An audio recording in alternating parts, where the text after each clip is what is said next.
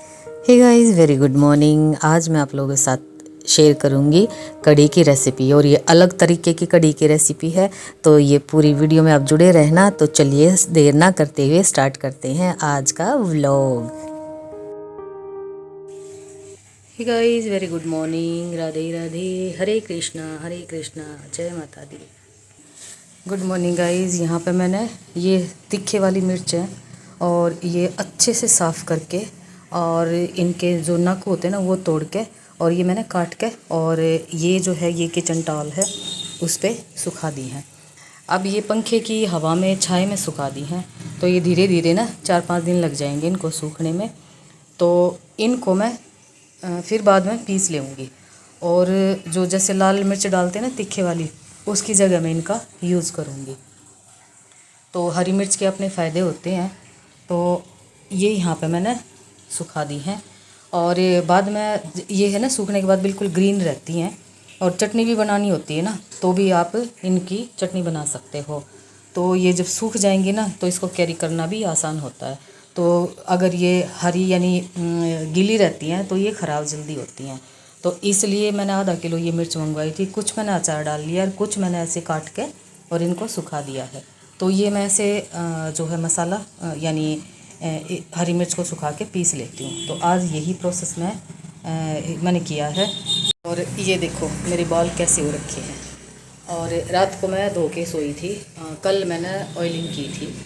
तो धुले हुए बालों में ऑयलिंग करती हूँ मैं। तो रात को मैंने धो लिए थे। तो अब मैं लगाऊंगी इनमें एलोवेरा जेल। बहुत ज़्यादा सिल्की हो जाते हैं। तो एलोवेरा जेल कैसे लगाते हैं, वैसे तो शायद 2 वीडियो मैंने इसकी अपलोड कर रखी है, लेकिन आज फिर मैं आप लोगों के साथ शेयर करूँगी।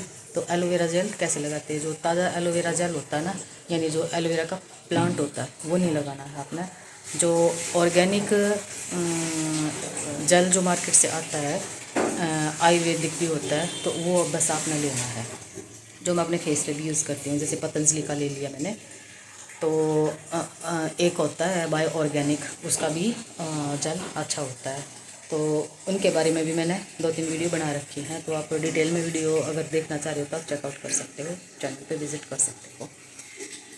तो आज 1 मिनट, बाहर ना बाथरूम में पानी का शोर आ रहा है। तो ये जो फ़ोन है ना उसको के ज़्यादा कैप्चर करेगा। तो आज जो है इनमें मैं कई दिन से सोच रही थी कि बालों में ना एलोवेरा जेल लगा लूँ। फिर ये ना ऐसे ऐसे फुले फुले हो जाते हैं। तो मेरे बाल हैं भी थोड़े से बाउंसी लुक के। तो इसलिए आज एलोवेरा जेल का यूज़ करूँगी। और धुले हुए बालों में एलोवेरा जेल लगाना है अपना, और फिर ऐसे छोड़ देना है। धोने की कोई ज़रूरत नहीं है। जब भी आप 3-4 दिन के बाद धो ना, मतलब वो अच्छे से बालों में रम जाएगा। मैं बैठ जाती हूँ, हाँ अब ठीक है। तो उसके बाद आपने धो लेना है। तो मैं हर बार ऐसे ही करती हूँ जब भी मेरे को एलोवेरा जेल यूज़ करना होता है। एलोवेरा जेल अपने आप में ना बहुत हेल्दी होता है, खाने में भी हेल्दी होता है और लगाने में भी हेल्दी होता है। तो आज वही यूज़ करूँगी। और कैसे यूज़ होगा वो बताऊँगी आप लोगों को।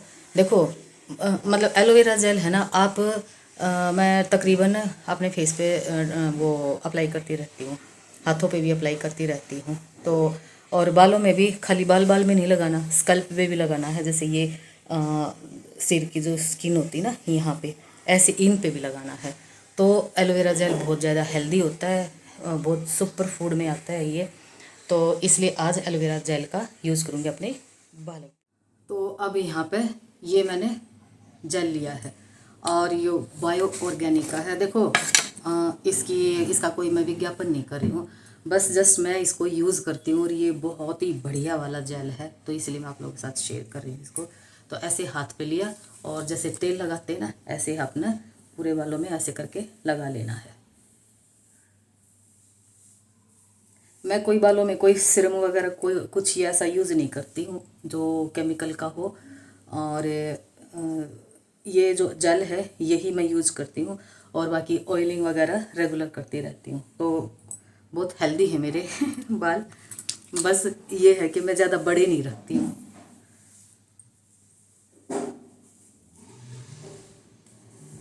और लगाने के बाद हल्की सी मसाज करनी है ऐसे करके। और खाली 5 मिनट सारे लगते हैं, ज़्यादा देर नहीं लगते हैं।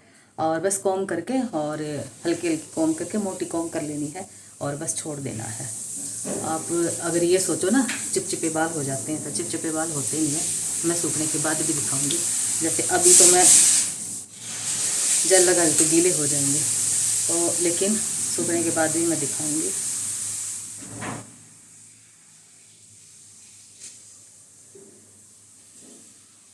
जिसके रूखे बाल है ना, यानी ड्राई बाल हैं, तो उनको तो बहुत फ़ायदा देगा ये। वैसे सब लगा सकते हैं इसको, कोई ऐसा नहीं है कि ऑयली वालों को, वो जो जिसकी ऑयली ग्रोथ होती है वो भी यूज़ कर सकता है, और बाकी ड्राई वाले भी यूज़ कर सकते हैं। चलो ये हो गया ना। बस इसको अच्छे से बालों में रमा देना है, जैसे तेल लगाते हैं ना, ऐसे। बालों की जो ग्रोथ होती है ना, वो भी हेल्दी होती है और सिल्की और शाइनी भी हो जाते हैं। जैसे हमें खाने में ना फुल मील चाहिए होता है ना, ऐसे ही बालों को चाहिए होता है। तो अच्छे से ऑयलिंग करो, धुले हुए बालों में ऑयलिंग करनी है और धुले हुए बालों में आपने जेल लगाना है। अब ये 2-3-4 दिन आप इसको ऐसे छोड़ सकते हो, और जब भी धोगे आप सिंपल, अगर आपने बालों में कलर लगाया हुआ है तो कलर प्रोटेक्टर एक शैम्पू आता है, आप उसका यूज़ करो। मैं आजकल वो यूज़ कर रही हूँ, तो काफ़ी बढ़िया है। और या फिर आप जो भी शैम्पू यूज़ करते हो आप उसका यूज़ कर सकते हो। हफ्ते में एक बार ऑयलिंग करना बालों में बहुत ज़रूरी है, तो कभी भी बाल ख़राब नहीं होते हैं। तो देखो अब ये हो गया ना। अब मोटी कॉम लूँगी और उससे थोड़ा सा कॉम करके और छोड़ दूँगी, और सूखने के बाद भी मैं आप लोगों को दिखाऊँगी। तो ये जो जेल है, या तो मैं पतंजलि का यूज़ करती हूँ या फिर मैं ये बायो ऑर्गेनिक का यूज़ करती हूँ। तो ये बहुत बढ़िया है। तो हाथ भी ना बिल्कुल एकदम सिल्की सिल्की से हो जाते हैं। और जैसे कई बार है ना ऑयली सी स्किन हो जाती है ना, जैसे गर्मी है, तो इस जेल का यूज़ करती हूँ मैं रात को, और ऐसे ही छोड़ देती हूँ फिर मैं। या फिर जैसे सवेरे की मेरे स्किन केयर रूटीन होता है ना, तो जैसे कच्चे दूध से साफ़ कर लिया या ताज़ा दही से साफ़ कर लिया, तो उसके बाद ये जेल का यूज़ कर लेती हूँ। और फिर जब सब पूरा काम करने के बाद, जैसे जब नहाना होता है 10-11 बजे से जब नहाती हूँ मैं, तो सिंपल अपना जैसे आप नहाते हो वैसे नॉर्मल नहा सकते हो। तो स्किन भी बिल्कुल एकदम सॉफ्ट हो जाती है, और हाथ भी सॉफ्ट हो जाते हैं, और बालों में लगाओगे तो बाल भी बड़े ही सिल्की और शाइनी हो जाएंगे, और ऑफ कोर्स हेल्दी तो होंगे ही होंगे। जब अंदर से रूट से ना हेल्दी हो जाएंगे तो बाल का टेक्सचर अपने आप ही बढ़िया हो जाएगा। चलिए ये हो गया है, तो अब आगे का जो मैं काम है वो करूँगी। थोड़ा सा काम मेरा पेंडिंग रहता है, और आज देवर दुरानी के घर जाना है। दुरानी की थोड़ी तबीयत ख़राब है 2-3 दिन से, तो कह रही थी दीदी आप आ जाओ, तो फिर उसके पास जाना है। तो तैलन साहब अभी नहा रहे हैं, और मेरा थोड़ा सा काम रहता है, 1-2 काम रहता है, वो कंप्लीट कर लेती हूँ फिर। और अभी मैं तैयारी कर रही हूँ कढ़ी बनाने की, और ये एक अलग तरीका मैं बताऊँगी कैसे, मतलब कई तरीके से मैं कढ़ी बनाती हूँ, ज़्यादा एक तरीका आप लोगों के साथ शेयर करूँगी। तो यहाँ लोहे की कढ़ाई में मैंने मस्टर्ड ऑयल डाल दिया है, और अब ये लस्सी है, और ये खट्टे वाली लस्सी थी, तो 2 चम्मच इसमें बेसन डाल कर अच्छे से मिक्स कर ली है। अब तेल गर्म हो गया तो इसमें जीरा डाल दिया है, 2 साबुत लाल मिर्च तोड़ के वो डाल देनी है, और थोड़ी सी इसमें अजवाइन जो होती है ना, वो हथेली पे रख के और थोड़ा सा क्रश करके और तब इसमें डालनी है। तो बहुत बढ़िया टेस्ट आता है अजवाइन का, तो आप ज़रूर डाल के देखना। कई लोग मेथी डाल देते हैं, कलौंजी डाल देते हैं, तो उसका अलग टेस्ट होता है। तो अब यहाँ पे जीरा क्रैकल होने के बाद यहाँ पे बेसिक से मसाले डाल रही हूँ मैं। हल्दी पाउडर और लाल मिर्च पाउडर और धनिया पाउडर और थोड़ा सा गरम मसाला है। और अब ये थोड़े से भुनने के बाद 2-3 सेकंड ये भून लेना है, और फिर उसके बाद जो हमने कढ़ी का बैटर बनाया है वो धीरे धीरे कढ़ाई में डाल देना है, और गैस को सिम कर देना है।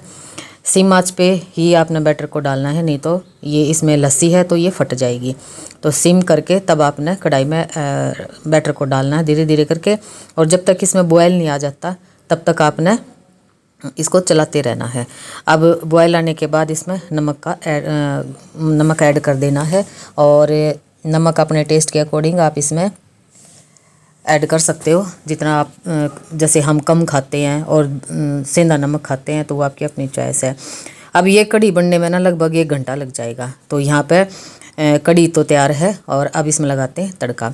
अब यहाँ पे पैन में मैंने मस्टर्ड ऑयल डाल दिया है, प्याज काट दी हैं और लहसुन और हरी मिर्च ये काट के, और तेल गर्म होने के बाद आपने वो डाल देनी है।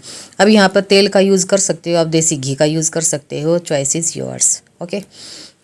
और अब ये देखो, अब लोहे की कढ़ाई में खाना टेस्टी बनता है, हेल्दी भी होता है, लेकिन लोहे की कढ़ाई का सिर्फ यही स्यापा है कि बनाने के बाद आप इसमें खाना छोड़ नहीं सकते। जैसे पीतल के बर्तन में छोड़ नहीं सकते ना, ऐसे ही लोहे की कढ़ाई में भी छोड़ नहीं सकते, तो इसको ट्रांसफ़र करना पड़ता है शीशे के बर्तन में या फिर स्टील के बर्तन में। अब यहाँ पर थोड़े से प्याज सोटे करने के बाद इसमें कड़ी पत्ता डाल दिया है।